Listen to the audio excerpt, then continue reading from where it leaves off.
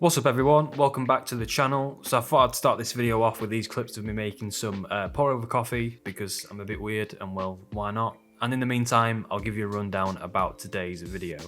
So for today's video, I have tasked myself to come up with a fictitious company and to design their visual identity. So the business makes and sells a monthly recipe kit subscription that is 100% plant-based. I had an idea to do this video a while back, but I couldn't really think of a name that I liked or one that felt right. But as they say, your best ideas come to you when you're taking a shower. You thought I was going to say something else then. So yesterday, whilst I was in the shower, the name Plant the Parcel popped into my head and I wasn't very sure of it at first, but the more I thought about it, the better it became. So I'm just going to go with it. So after looking at quite a few different businesses that basically do the same service, I knew that I really wanted to do something different.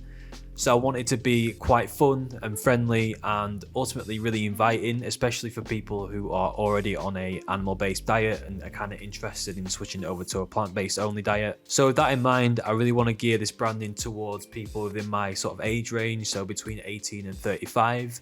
And especially for people who are sort of interested in the idea of going plant-based, but they just don't know where to start. So with this mood board, I have collated a bunch of stuff to reflect what I've just said.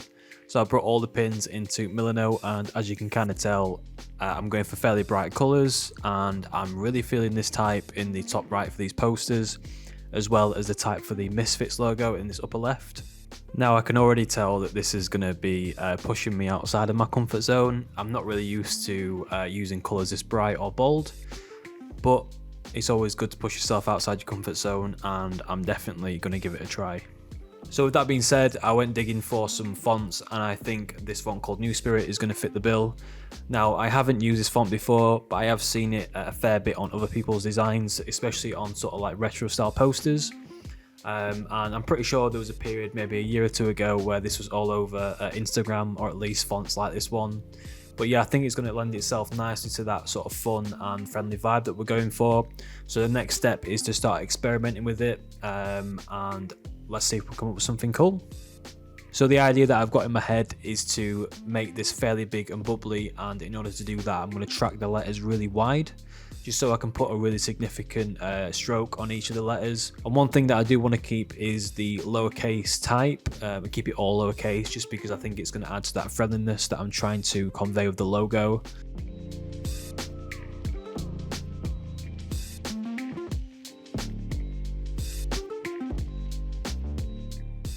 I'm pretty happy with the stroke now, so to add a bit more character to this, I'm going to go through each letter with the shape builder tool, and I'm going to get rid of the overlapping letters on the right hand side of the letter that I'm using the tool on. And this is sort of just going to give it a overlapping effect or a sticker effect that I think is just going to add a little bit more fun.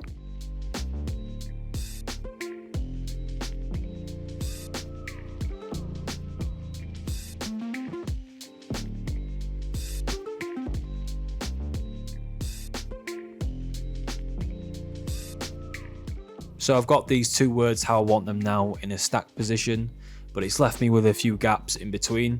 So what I'm going to do is I'm going to use the blob brush tool just to fill in the gaps. And essentially what this does is it automatically merges with the layer that you're, or the shape rather, that you're brushing onto, whereas the normal brush tool doesn't do that. So super useful tool, saves a lot of time, especially if you're designing on the go. And you just need something quick to fill in the gaps. I suppose what you could do is you could use just a normal shape on top of the gaps and use the merge function in the Pathfinder window, but again that's a bit more time consuming. So yeah, super useful one to know. Let's crack on. So I spent a fair bit of time trying to place the in Plant the Parcel, and for now I've put it next to Parcel on the left hand side just because I felt like it suited being there. So I'm going to leave it there for now. I may change it. But the next thing is to fix the gap that we've got in the top right corner now, because it's pretty big and it's leaving me feeling a bit uncomfortable. So in order to do that, my idea is to place a circular shape behind the text that's sort of going to mimic the sun, and I'm going to put some light rays on it as well. It's going to be really simple. I might change it, and it's like almost on the verge of being a bit cheesy, but I do think it really links back to the brand vision and sort of like the visual direction that I'm going for. I actually really like it. It's a bit cheesy, but I just really like it, so I'm going to keep it. I might end up changing parts of it, but overall I think I can use it as like a pop of colour in the background, and it just fills the logo out quite nicely.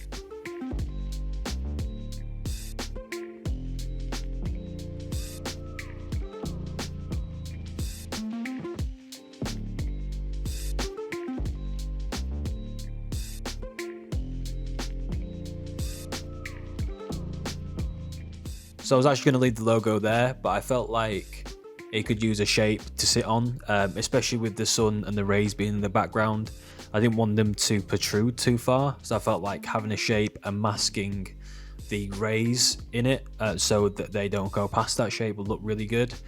Now I've chosen to use a rectangle just because I think it gives like a nice subtle nod to like a letterbox, which I think ties back to the service itself and the subscription, and obviously getting it delivered to your house.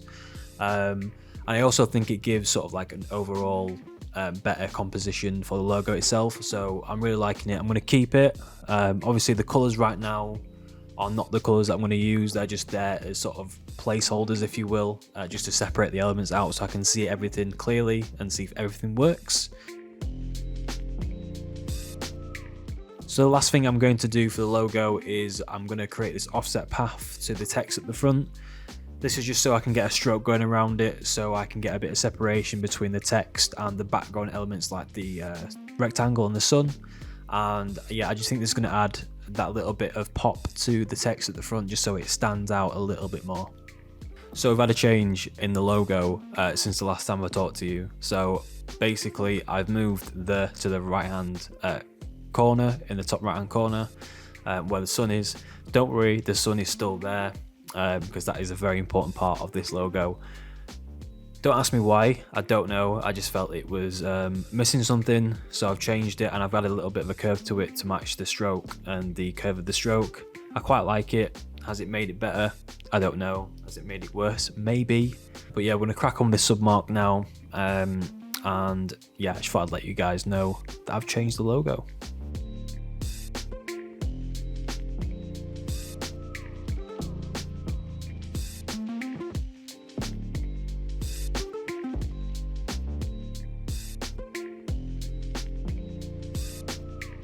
It's time to move on to the fun part, which is the colour. Actually, before I do get onto the colours, just want to quickly say here that even though the logo has quite a few different assets to it now, a few different elements, I still feel like you can take the shape away in the background and the sun, and the logo type on its own will still be quite pertinent to the brand overall. So if they want to use it in a specific case or in a specific situation where they don't want the full thing, I still think they can take them things away and it will still represent the brand as a whole. So I thought I'd add that in there. But yeah, let's get on to these colours.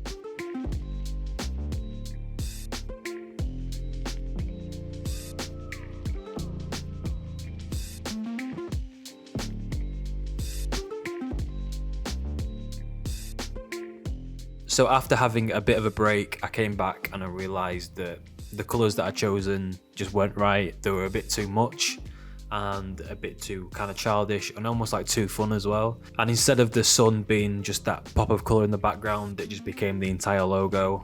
So I needed to change it. So what I've done is I've changed the colours a fair bit and I've made it a bit more subdued, but I've left the sun as that kind of like bright yellow, almost like neon colour in the background. And I think this is a definite improvement on the logo in terms of the colours. I also think that it aligns more to the vision in the first place and sort of the service as well. I've already got a submark, but I also want to create a brand mark as well, just so I can make a pattern with it. And I think the perfect thing to use for this is going to be that sun element that I've got in the background of the logo. I'm also going to create an alternate version as well, like an inverted version, just so I can use it on the yellow background.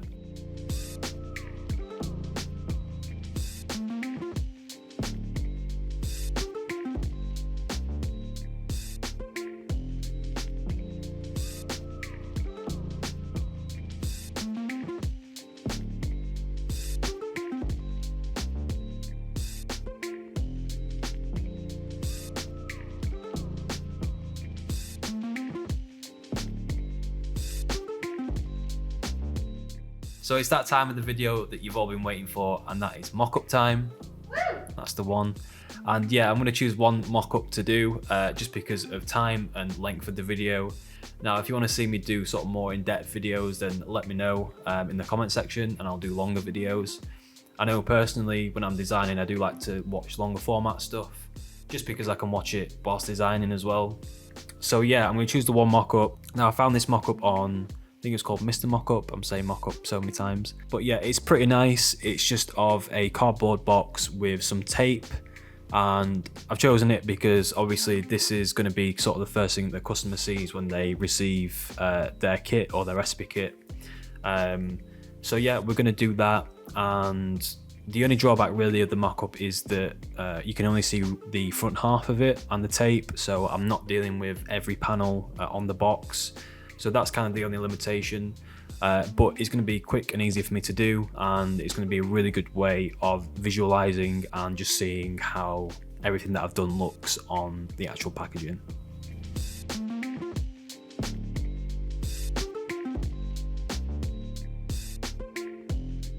Now, I'm definitely not a professional copywriter, so the copy that I'm putting on the box itself is just copy that I could think of at the time and that I thought was relevant to the product itself. So yeah, don't at me.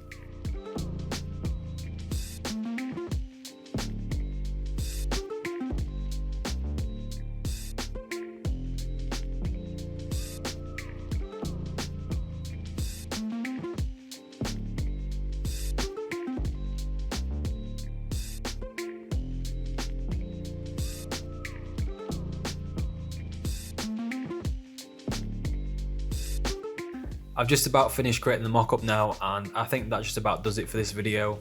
Although this is quite different for me, I still thoroughly enjoyed the process of making this visual direction, and I'm just super happy with how unique and friendly it turned out, as that was something that I wanted to stress. A couple of things that I want to mention though before I do close out this video is, number one, I definitely plan to expand the brand and explore it a bit more. And like I said earlier, let me know if you guys prefer sort of longer format videos that aren't cut as much and videos that are more free flowing. But all in all, I hope you lot enjoyed this video as much as I enjoyed making it. And if you want to see more of what I get up to in terms of projects and more sort of day-to-day stuff, then go check out my Instagram page, which is ohanrahan.co. You can go onto Instagram and find it on there, or you can click on the link in my about section on my YouTube channel. So yeah, subscribe for more content, and I will see you all in the next one.